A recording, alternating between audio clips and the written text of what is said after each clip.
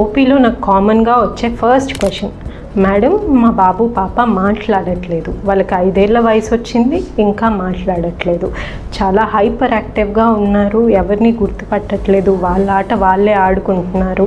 ఇట్లాంటి క్వశ్చన్స్ నేను కామన్గా వింటూ ఉంటాను.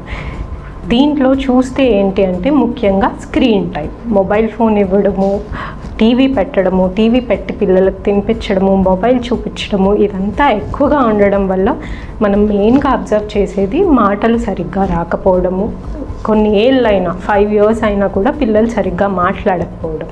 సో స్క్రీన్ టైం అనేది పిల్లలకి చాలా ఇంపార్టెంట్. ఫస్ట్ 2 years వరకు పిల్లలకు అసలు స్క్రీన్ చూపించకూడదు, 0 screen time.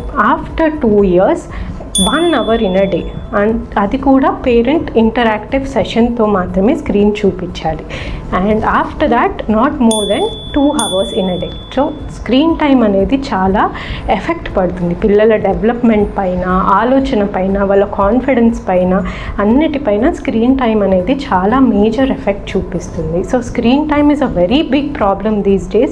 I request all the parents and all the doctors to reinforce that there is no screen time in your child's happy childhood.